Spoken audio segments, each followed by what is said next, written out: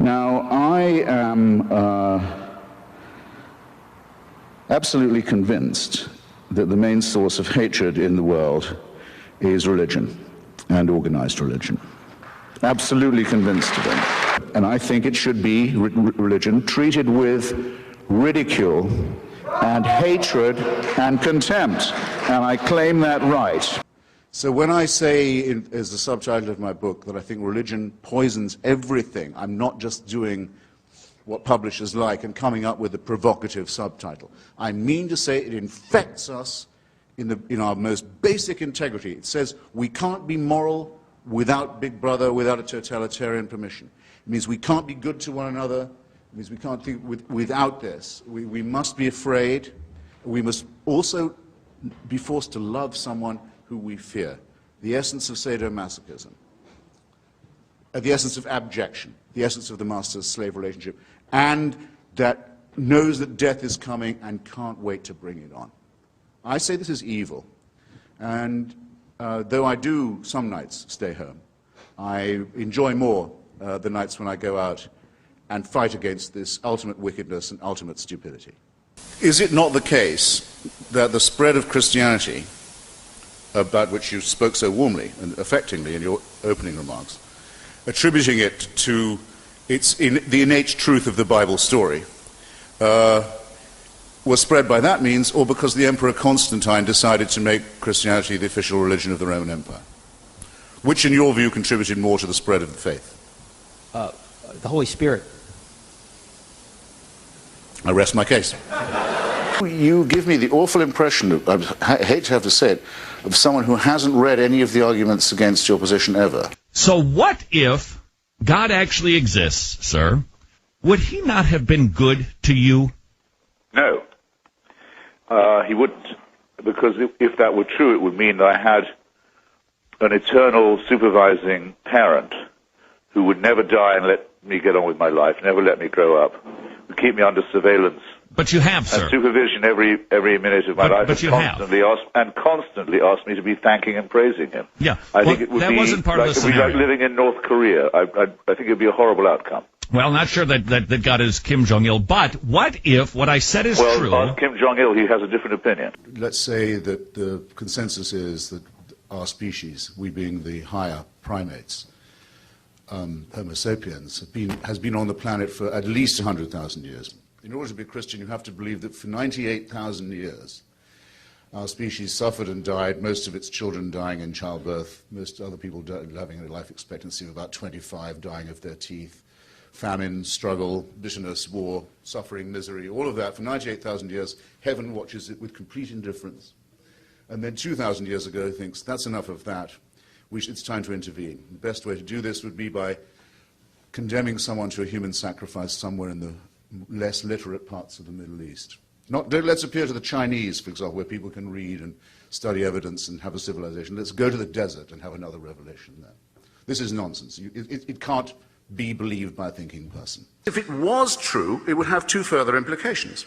It would have to mean that the designer of this plan was unbelievably lazy and inept, or unbelievably callous and cruel and indifferent and capricious.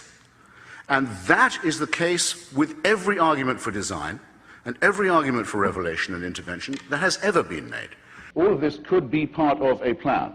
There is no way an atheist can prove it's not. But it's some plan, isn't it, with mass destruction, pitiless extermination, annihilation going on all the time, and all of this set in motion on a scale that's absolutely beyond our imagination, in order that the Pope can tell people not to jerk off.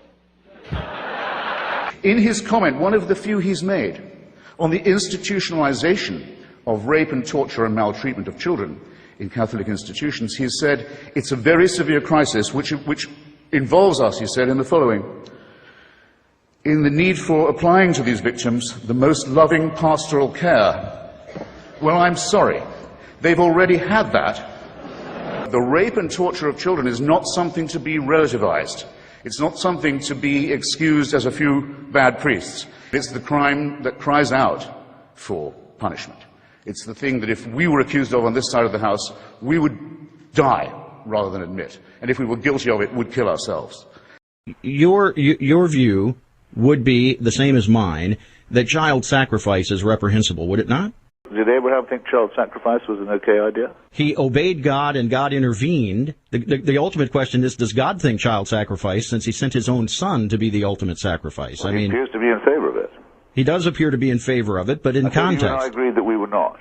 I'm only asking. And, not scorning the three delightful children who are everything to me and who are my only chance of even a glimpse of a second life, let alone an immortal one. And I'll tell you something, if I was told to sacrifice them to prove my devotion to God, if I was told to do what all monotheists are told to do, and admire the man who said, yes, I'll gut my kid to show my love of God, I'd say, no, fuck you.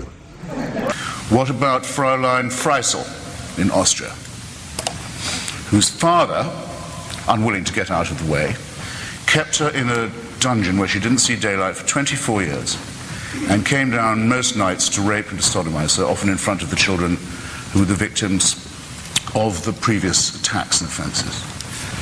Imagine how she must have begged him. Imagine how she must have pleaded. Imagine for how long. Imagine how she must have prayed every day, how she must have beseeched heaven.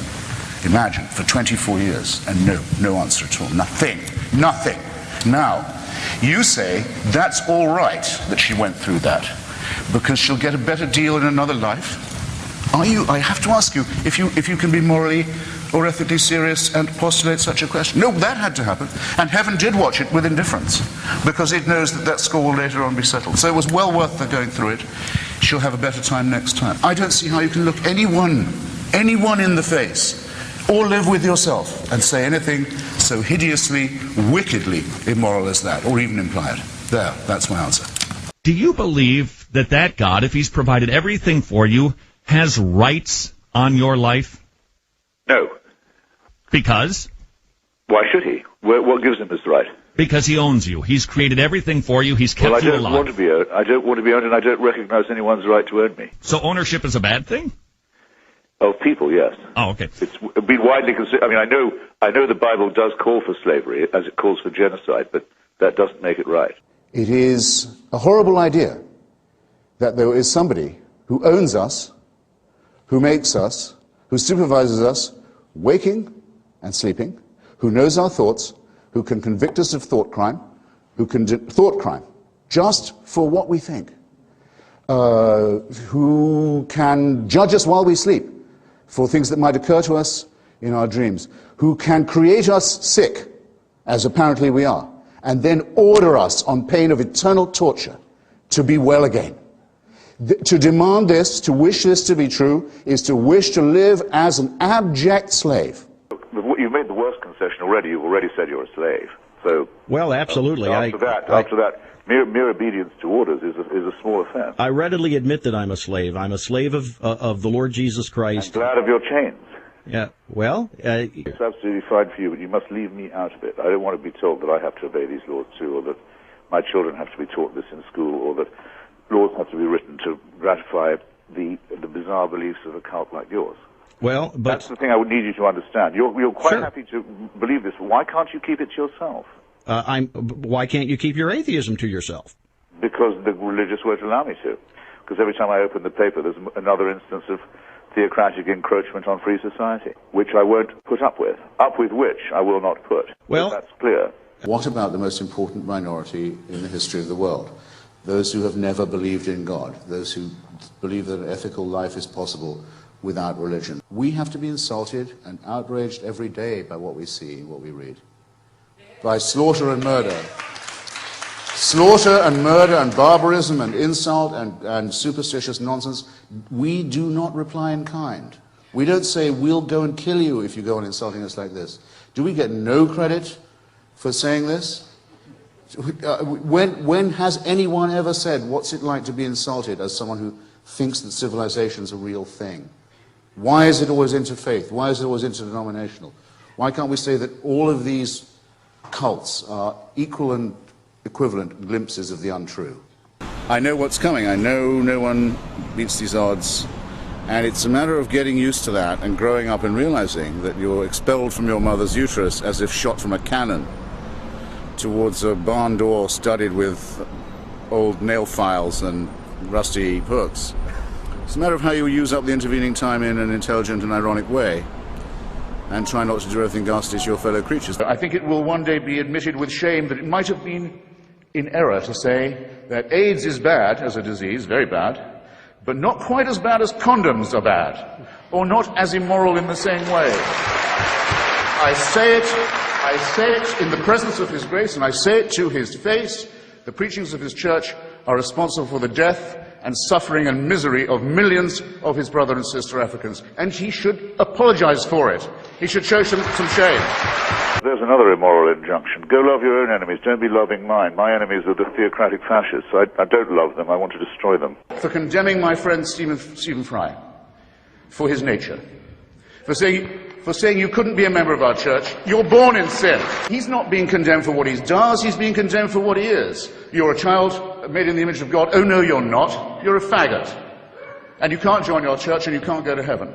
This is disgraceful. It's inhuman. It's obscene. And it comes from a clutch of hysterical, sinister virgins who've already betrayed their charge in the children of their own church.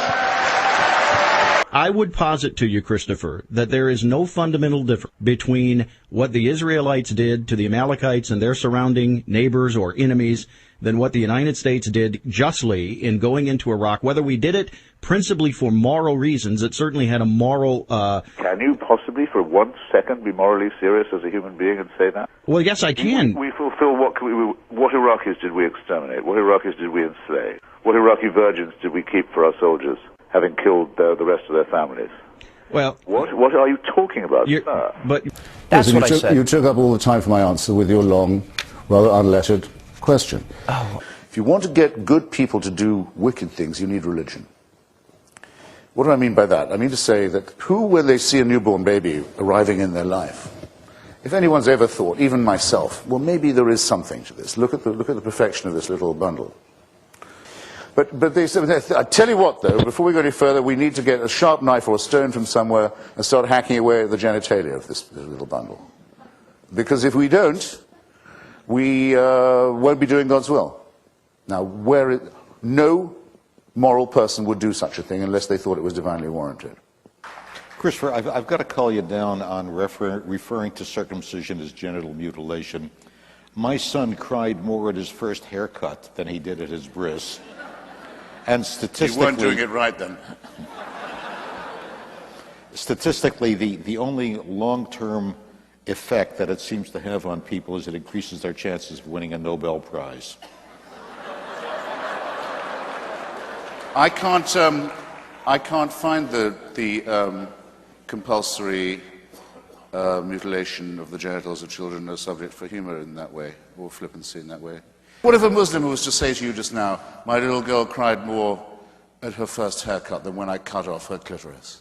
What would you think of me if I was to say such a disgusting thing? That a person as humane as yourself can sit here and think of that as a fit subject for humor shows what I mean. Religion makes morally normal people say and do disgusting and wicked things, and you've just proved my point for me. Well, I want to make it clear in our closing moments here, Christopher. I don't consider you an enemy. I don't consider you... But I'm very sorry to hear that. Well, I know, because you want me to be your enemy. Excuse me, you are my enemy. Well, but you're not my enemy. How you can figure that? No, because I don't feel a need to have to silence Christopher Hitchens. Well, you don't have a chance of doing that. I don't mean that at all, but I mean your preachments are evil and they're a direct threat to the survival of civilization. So if you don't consider me an enemy, you don't know an enemy when you see or hear one. The argument for theism, that not only can we establish this prime mover's existence, but we can show by some form of induction that he intervenes in wars, that he answers prayers, that he cares who we sleep with and in what position, what food we eat and on what days, is a ridiculous proposition. It's a claim to a truth that no primate can claim to make. Primates who claim to know it should be distrusted. Great damage has been done and continues to be done by such people and by such ideas. You're better off thinking for yourself and taking all the risks, and I might add, all the pleasures that will come from that. The most overrated of the virtues is faith. The metaphysical claims of religion are untrue. Thank you.